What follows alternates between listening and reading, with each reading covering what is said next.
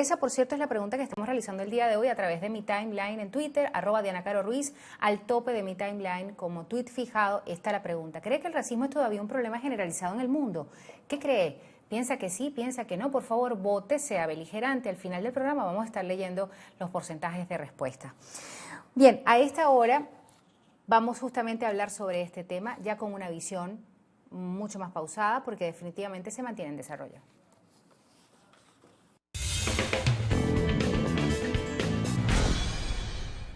Por esto vamos a entrevistar a nuestro analista y colaborador de Global Voice, Robert Valencia. En Twitter es @rvalentweet, @rvalentweet. Hola, buenas tardes. Gracias por estar de nuevo con nosotros. A ustedes, muy buenas tardes. Gracias por la invitación. Bueno, fíjese, hablando recientemente con un periodista con respecto a los hechos que se han registrado durante las últimas semanas en Estados Unidos y que de alguna manera están vinculados, identificamos 3 o 4 grandes temas. El más generalizado es el que tiene que ver con el porte de armas, ¿no? El tráfico de armas, el porte de armas, la permisividad con la que se puede portar un arma en Estados Unidos. Luego también identificamos lo que tiene que ver con el abuso policial, también lo que tiene que ver con el racismo, por supuesto, e igualmente nos preguntábamos al final si en este asunto, lo más reciente, lo ocurrido en Dallas, Texas, también está involucrado el tema que tiene que ver con estos soldados que fueron a la guerra y que han quedado con una suerte de estrés postraumático, ¿no? Una condición muy peligrosa cuando se inserta nuevamente a la sociedad estas personas. Sí, realmente lo que hemos visto en Estados Unidos es lo que conocemos aquí como la militarización de la policía. Y un hecho que ha puesto eso a la luz fue lo que ocurrió en Ferguson hace algunos años atrás, cuando veíamos tanques, prácticamente tanques de guerra, invadiendo un barrio predominantemente afroamericano, que ha sido históricamente marginado de un área más grande como San Luis, la ciudad de San Luis.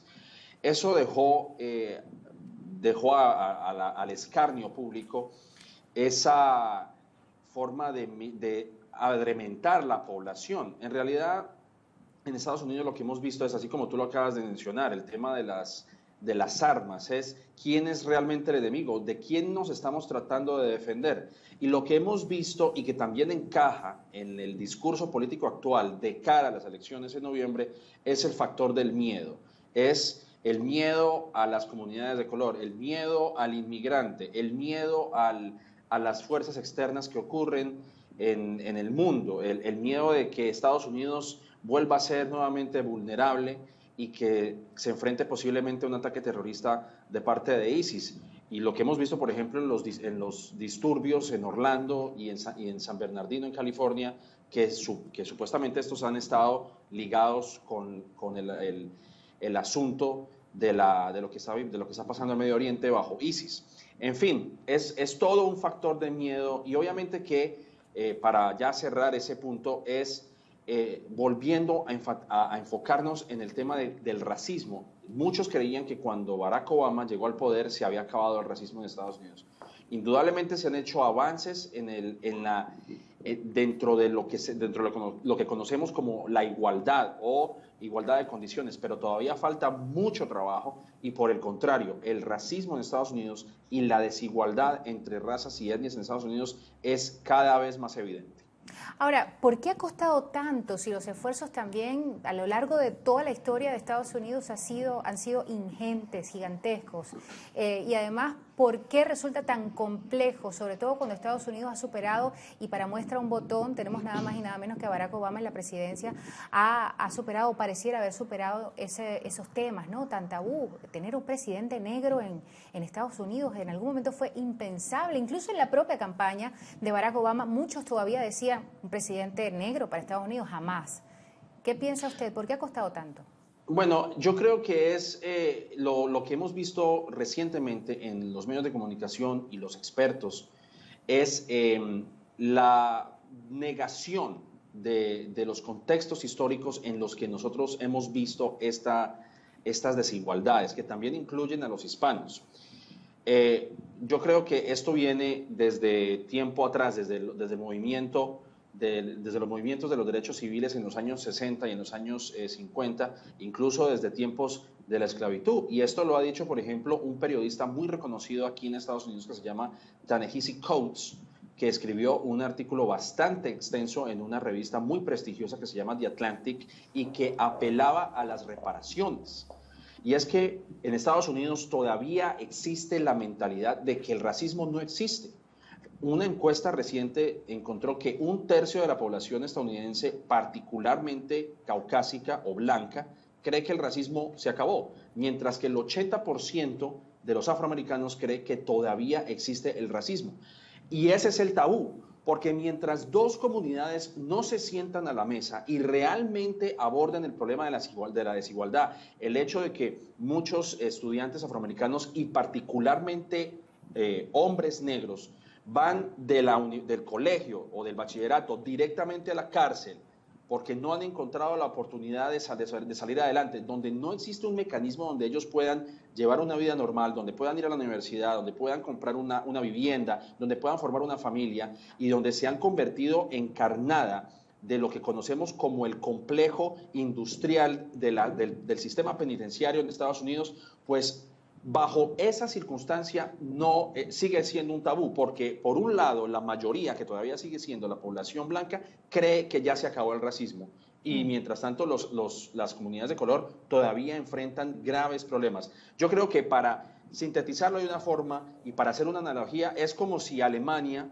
no se disculpara con los judíos por lo que ocurrió con el Holocausto, y Alemania pidió disculpas y es un pasado que ha tratado de sanar. Y mientras Estados Unidos no aborde ese tema, pues obviamente que el tema de la desigualdad racial va a ser un tema muy difícil de tratar en Estados Unidos. Yo realmente lo veo muy complicado, dadas las circunstancias y dado el panorama.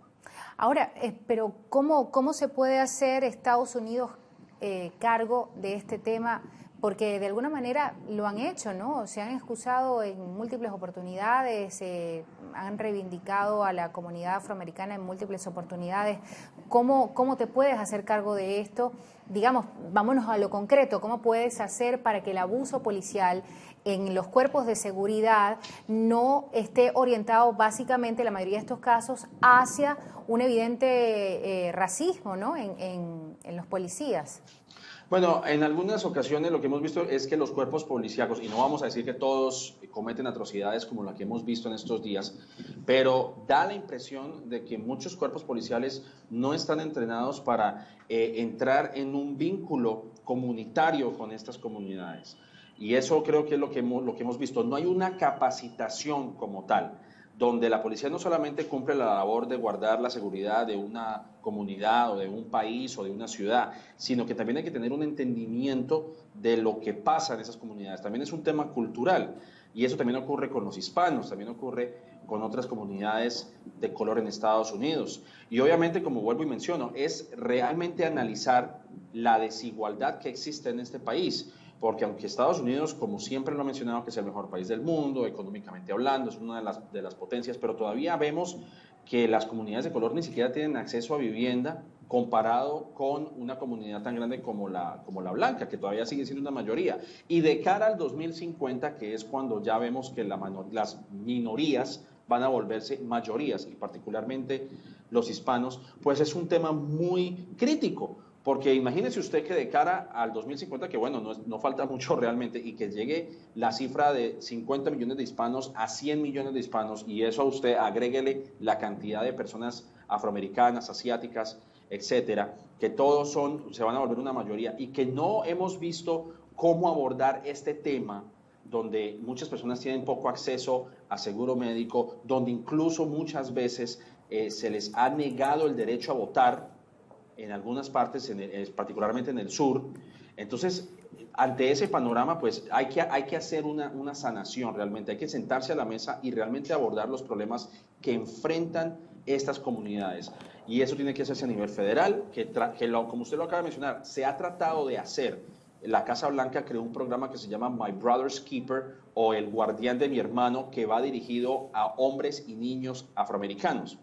pero la conclusión es que todavía existe esa brutalidad policial, el abuso de poder, la militarización de la policía y la falta de entendimiento de lo que sufren estas comunidades en sus respectivas ciudades. Ahora, le pregunto también, señor Valencia, con respecto al racismo y su alcance o su presencia más allá de Estados Unidos. ¿El racismo todavía es un problema para los Estados Unidos? Lo tenemos enfrente, es una evidencia lo que ocurrió el día de ayer, por ejemplo.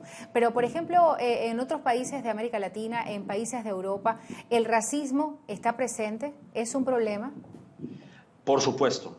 Mire, eso no nos cabe ninguna duda. Lo que pasa es que el racismo y las relaciones raciales en Estados Unidos, tanto en Latinoamérica como en Europa, tiene una variante muy grande. En Latinoamérica, por ejemplo, por lo menos existía en aquel entonces las relaciones interraciales. Eso era permitido. Ahora, y por eso me remito también a los temas históricos, porque es que fíjese usted que en los años 70, hasta los años 70, o sea, estamos hablando de hace 40 años, era ilegal casarse con una persona fuera de su raza.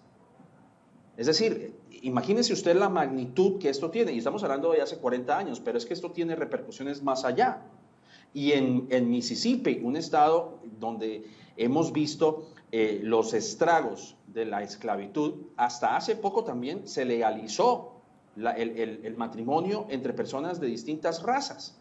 Es decir, el tema es mucho más grande de lo que se piensa. Mississippi, por ejemplo, todavía lleva en su bandera la bandera de la Confederación, que eran en aquel entonces, en la guerra civil, en Estados Unidos, que propugnaban por la esclavitud. Ellos no querían abolir la esclavitud.